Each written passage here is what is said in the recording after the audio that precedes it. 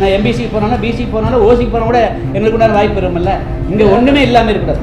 இல்லை நீங்கள்லாம் வந்து புரட்சி இல்லை குருசாமி போன்றவர்கள் வந்து புரட்சி பேசுவீங்க, முற்போக்கு பேசுவீங்க. ஆனால் தேவேந்திர வேளாளருக்கு இடைவு கிடைக்கணும் உங்களுக்கெல்லாம் காழ்ப்புணர்வு உங்களுக்கு அவ்வளோதான் சொல்ல முடியும். அதான் வார்த்தை சொல்ல முடியும். உங்களுக்கு நினைவு வந்து ஏன்னா அது பயன்படுத்தி கொண்டு போறீங்க. நீங்க நான் 18% இடஒதுக்கீடு கொடுக்கலன்னு சொன்னா நீங்க அதை பற்றி பேசணும்ல. இப்ப 2021 ஆட்சிக்கு வந்த பிறகு எத்தனை பணியிடங்கள் கொடுத்துக்கிறீங்க, அதுல தேவேந்திர வேளாளர்களோட ஆதரவு கொடுங்க. நீங்க அதை கொடுக்கறதுக்கு அதை கேட்க மாட்டேங்கிறீங்க, ஒரே கம்யூனிட்டி பிடிச்சிக்கிறீங்க.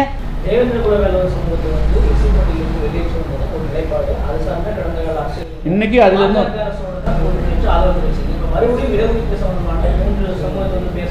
நான் என்ன சொல்றேன், எங்களை வந்து அதுலேருந்து வெளியே அனுப்பிச்சிட்டா அதோட ஒரு பெரிய கும்பிடு போட்டு நான் போயிடுவேன். ஏன்னா இதை கேட்கல நான் இருக்கிற போது அதுக்கு உண்டான ரெண்டு ஒன்றுமே இல்லாமல் இருக்க முடியுமா?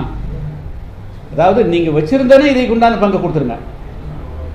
இதில் ஒரு ரைட்ஸ் இருக்குல்ல. நான் அங்கே போனால் இன்னொரு ரைட்ஸ், நான் எம்பிசி போனாலும் பிசி போனாலும் ஓசிக்கு போனால் கூட எங்களுக்கு உண்டான வாய்ப்பு வரும்ல. இங்கே ஒன்றுமே இல்லாமல் இருக்கக்கூடாது. நீங்கள் ஆதாரத்தை கொடுங்க. அதாவது நாம் வந்து அனுமானத்திலும் போலியான பராபர சிந்தனையோடு பேசக்கூடாது. என்னுடைய கொஸ்டின் நீங்கள் வந்து 18% நீங்கள் கொடுக்கையான்னு கொடுக்கலன்னு கொஸ்டின், அதுக்கு உங்களுடைய பதில் வேணும். நான் வந்து அருந்திற்கு கொடுக்கக்கூடாதுன்னு இன்றைக்கி வெளியே திரும்பி சொல்லலை. ஆனால் அது தேவேந்திர வேளாளருக்கோ ஆதிரோட கொடுக்கக்கூடிய இடத்த கொடுக்காத அந்த 3% கொடு, 3% தாண்டி 15 எடுத்துக்காதீங்கிறது என்னுடைய கொஸ்டின். அதுக்குள்ளே இல்லை, அதாவது 3 கொடுக்கறதுக்கு ஆட்சேபனை இல்லை, முழுசா கொடுக்கறது தான் பிரச்சனை. அதாவது சரி சரி குருசாமி இங்க பாருங்க. அதாவது நாம் பேசுவது வந்து நீங்கள் விட்டு ஒரு சொல்யூஷன் பேசணும். 18% கான்ஸ்டியூஷன் இடஒதுக்கீடு உண்டா இல்லையா? உண்டு. இங்க பாருங்க எல்லாம் உண்டா. 18% வேலை வாய்ப்பு கொடுக்கணும்ல. வேலை வாய்ப்பு உண்டா இல்லையா? கல்வித்துறையில் உண்டா இல்லையா? கல்வித்துறை இல்லாமல் எப்படி இருக்கும்? நீங்க டைரக்டர் இருந்து எடுத்துக்கங்க.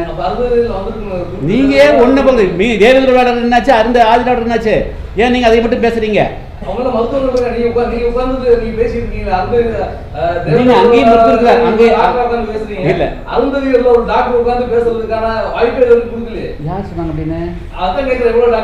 தெரியுமா வந்து எத்தனை டாக்டர் இருக்காங்க?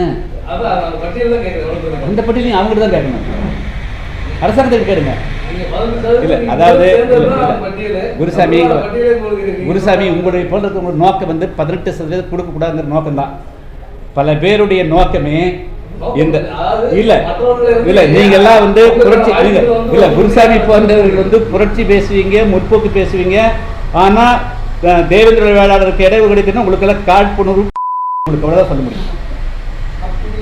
அதான் வார்த்தை சொல்ல முடியும். உங்களுக்கு நினைவு வந்து ஏன்னா அது பயன்படுத்த கொண்டு போறீங்க. நீங்க நான் இதனால பயன்படுத்துறது இல்லை. நான் 18% இடஒதுக்கீடு கொடுக்கலன்னு சொன்னா நீங்க அதை பத்தி பேசணும்ல. நீங்க மீண்டும் எங்க 18% கொடுத்தா தான் இப்ப உள்ள வர முடியும். 18% என்னாச்சுன்னு கேட்டா அதுக்கு பதில் சொல்லுங்க. What is 18%? இன்னைக்கு தமிழ்நாடு அரசு நீங்க வந்து எல்லாம் கம்ப்ளீட்டா ஃபுல்லா வந்து நீங்க வந்து தமிழ்நாட்டுக்குடைய அனைத்து அரசுடைய வெள்ளை அறிக்கை கொடுங்க. இப்ப 2021 ஆட்சிக்கு வந்த பிறகு எத்தனை பணியிடங்கள் கொடுத்துக்கிறீங்க, அதுல தேவேந்திர வேளாளர்களோட ஆதரவு கொடுங்க. நீங்க அதை கொடுக்கறதுக்கு அதை கேட்க மாட்டேங்கிறீங்க, ஒரே கம்யூனிட்டி பிடிச்சிக்கிறீங்க. இவங்க மெஜாரிட்டி இருக்கிறாங்க, இவங்களுடைய என்னாச்சு? நீங்க அப்படியெல்லாம் பேச வைக்கிறீங்க. அப்படி பேசினா தான் உங்களுக்கு நீங்க இது பண்றீங்க. நீங்க உங்களுக்கு வந்து என்னைக்காவது நீங்க பேசிக்கிறேன், நான் எத்தனை வருஷம் பேசுறேன் பேக்லாக் என்னாச்சுன்னு சொல்லிட்டு. தமிழ்நாட்டில் வந்து இப்போ போக்குவரத்து கழகம் இருக்குது. எத்தனை போக்குவரத்து இருக்குது? 7 மண்டலம் இருக்குது. 7 இருக்குது. 7ல் ஒரு ஜெனரல் மேனேஜர் உண்டா, ஒரு டெப்டி மேனேஜர் உண்டா, ஒரு அசிஸ்டன்ட் மேனேஜர் உண்டா, ஒரு பிரான்ச் மேனேஜர் உண்டா?